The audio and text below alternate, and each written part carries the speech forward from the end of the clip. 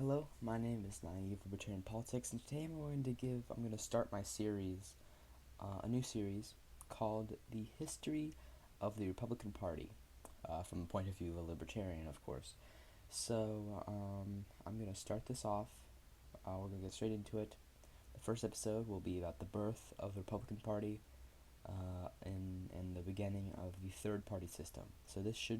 This will cover up to really the end of the Civil War from around 1856. So let's go straight into it. So first we have the Republican Party Wikipedia page. Here we have the 19th century, which is the 1800s. You can see here the Republican Party really was founded when this large realignment, as it says right there, realignment of people towards anti-slavery causes. Republicans were really made of they were really a northern anti-slavery expansion party. Um, you know, it was not necessarily opposed to slavery in the South, but it was opposed to its expansion. So it would want to oppose expanding in the West, and but it not most central Republicans. There were some radical Republicans, which do become more prevalent in the future.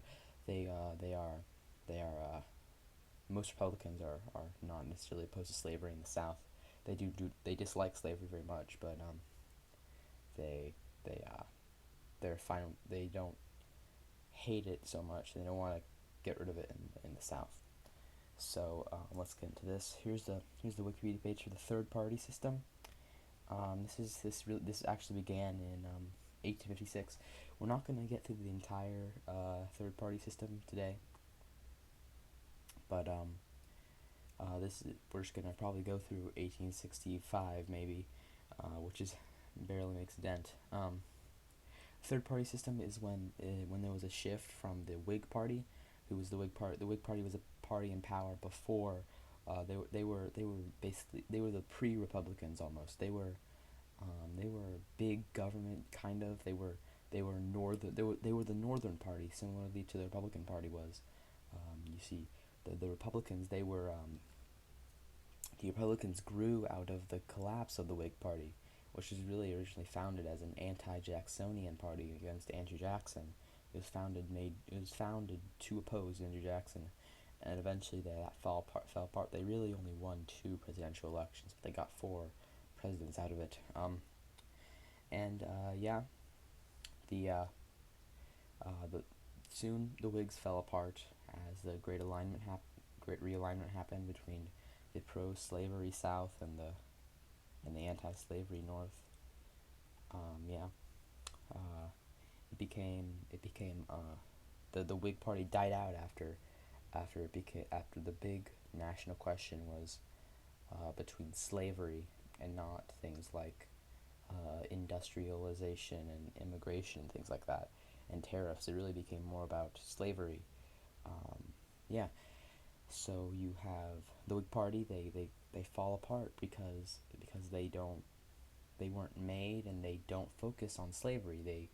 They were mostly anti-slavery, but they really do not care about it as much as they did about industrialization and tariffs, which led to in 1856 the Whigs really the Whigs fell apart in really 1852, and by 1856 it was a completely gone party. It was really what happened is they had just in really 6 years, 1850 to 1856, the entire party just fell apart.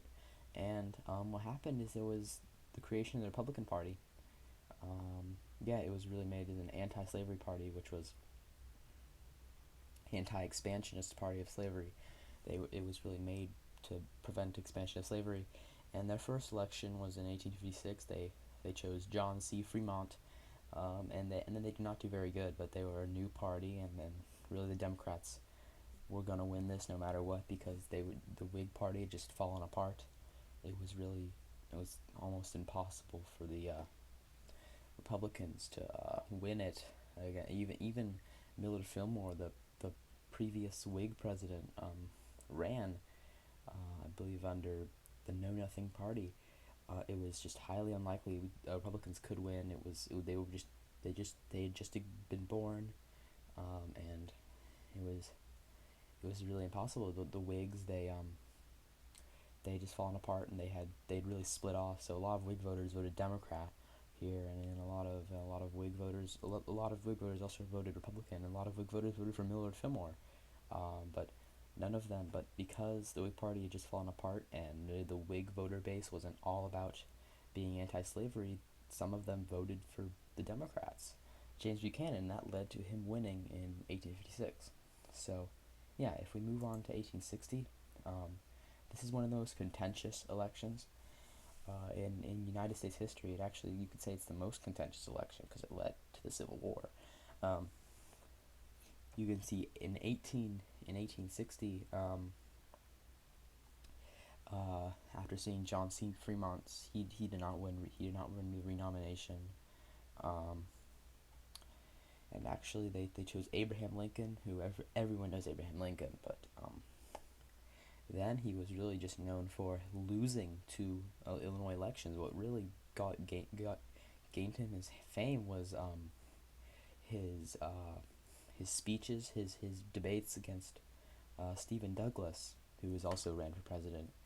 But he really all he was famous for was his debates against him in the Illinois Senate races. Um, and Abraham Lincoln, he was able to win the Republican nomination. He was a little bit of an upset uh, victor, and yeah, he was able to rally the North because of the realignment. Another thing that caused the loss in 1856 was the fact that the realignment had not really finished. There were still pro-slavery, or at least neutral on slavery beliefs in the North. But now, and by 1860, there it had really been polarized. The North and the South was the North was dearly anti-slavery, and the South was dearly pro-slavery, which led to this divided in the 1860 election. Um, One of the main reasons that um, Lincoln did so good is that actually the Republicans were all united as one party, but the Democrats, they had divided themselves between John C. Breckinridge, who had been vice president previously, and Stephen Douglas, who was like I said before, ran against Abraham Lincoln. He was a popular figure. He was a real moderate figure. He was in favor of popular sovereignty, allowing territories to vote on whether they wanted slavery or not. Um, Whether you believe that went well or not is your opinion. Um, bleeding Kansas, very very contentious topic, but you can see that Abraham Lincoln, he won in a landslide because the Democrats had divided themselves between this somewhat really almost neutral on slavery, this neutral on slavery candidate who had reflected maybe 1840s America, but not 1850s or 1860s. So they chose John C. Breckinridge, who was really a pro-slavery Southerner. Um, he he won the Democratic nomination and he ran for president, but because there was the split among the Democrats, he really could not have won. And then you have John Bell of the Constitutional Union Party. He ran. The Constitutional Union Party was one of those really almost short-lived kind of single single uh, uh, view idea, single policy parties, which was completely make the Union stay together no matter what, even if that includes slavery. Um, there were a lot of parties like this, like Know Nothing, the Constitutional Union, Unconditional Union, and things like that. The Native American Party, also known as the American Republican Party, which is confusing, but he won these southern states because these were states that really didn't want to leave that much. They liked slavery, they had slavery, but they did not really want to leave. So of course they'd elect someone who did not want the Union to fall apart, but was neutral. We'll keep slavery if we must. Ideas. but the South was the deep South had already solidified. It was slavery for us, or we leave. It was slavery or nothing, which led to which was really the leading up factor of the this was the climax of huge polarization. John Brown, things like that.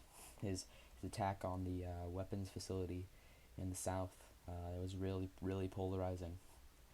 But yeah, it polarized the North and the South, and the South could not rally a good candidate. It's very possible that the South could have, if they hadn't divided among themselves, they could have won someone. Because you have to take into account that it wouldn't, if they had all chosen John C. Breckinridge, he wouldn't have just won those states. He could have won more northern states because people would be splitting the vote in the states. So you could have Abraham Lincoln making like 48%, and then John Bell, Stephen Douglas, and John C. Breckinridge in one state, they can make up 52, but because it was split apart, Abraham Lincoln would win. But Abraham Lincoln, he was able to rally the North to the anti-slavery cause. It was almost like he was in a good place at a good time. He was able to really take advantage of the realignment. He was a child of the anti-slavery realignment in the North, which which which got him elected. It pushed him on a wave to election. And as we all know, the Civil War started, and the Civil War didn't end until 1865, so that means there had to be an election. So 1864, it was really a almost a kind of typical election. There was nothing very special about it. Um, I mean, there was something special about it. The South was gone, but it's something you would expect from a civil war, a nation that's in civil war. You'd expect the current leader to win in a landslide because um, you never you never really think that it's very unlikely that you're going to de-seat the current leader of a country, because that's going to look terrible for your country, because you will lose, you will become more unstable, because you will have to change everything, because your president may change, the president is very likely to change all your plans of politics, change generals, really everything, which really led to this rally around the leader mentality, which really got Abraham Lincoln elected. And something that really helped him was, you know, people didn't like the war that much. They thought it was a brother war. Everyone's dying. It's terrible. But this Republican Party, they they were able to, they captured Georgia. This was one of the main things. They made the great victory. Sherman marched on Georgia. He burned Georgia. He took Georgia. Atlanta. I mean, he took Atlanta. And that really boosted his popularity. He was like, this war can be won now. And that really led to George McClellan, who was really, he was more anti-war. He'd be okay with coming to the table of peace, but he lost in a landslide because of this rally around the leader mentality that had formed around Abraham Lincoln, because he was the president. He was, we can't really unseat the president who's done so much and who's leading us during this. There's obviously he's doing something right because he's leading us to this crisis. Um, so yeah, they elect him in a landslide. So yeah, this is the history of the Republican Party, episode one. Except for what is to come in the future in this series. This is just covering really from 1856 to 1864. This is just really going over the Civil War in a very basic way. The Republican Party and how their policies started as just really anti-slavery. There were some pro pro other policies that the South was that the Republican Party was for, that were really continuations of Whig policies. Like you can see, they were pro-tariff party, because the Whigs were pro-tariff, and before them the Federalists and the National Republicans were pro-tariffs. You can see that when the Republicans really took power, tariffs started rising. Uh, which is because the Republican Party was the tariff party. It was Republican Party was the North Industrial Party, and industrial societies like tariffs because that means they're more likely to sell their produced items and not and other items from other countries will not be bought, which the Republican Party was really founded. As I've said, it was founded as an anti-slavery expansion party, but it also reflected the ideas of northern industrialists and their pro-tariff ideas. So, in a lot of ways, the Republican Party was it was a continuation of the Whig Party, but in a lot of ways, it was its own party, which made it a lot different. And I think that knowing about the entire history of a political party up to the current day is really important in learning um, what it how it's gotten to its situation currently. And that's why I'm doing this series to teach people. And I was originally going to do this about the history of the modern Republican Party and start in the 80s and go from there, but I think it's important to do it. I think it's important to teach from the beginning so we can have complete understanding of the Republican Party. Yeah, so expect more videos to come in the future. As always, this is just my opinion. Um, I'm naive libertarian politics, so take everything I say with a grain of salt. Um, it is. This is just my opinion. Expect more videos to come in the future. I've been making a video every day, except recently, for personal reasons. But expect more videos to come in the future. Thanks for watching. Make sure to like, subscribe, and I'll see you next video.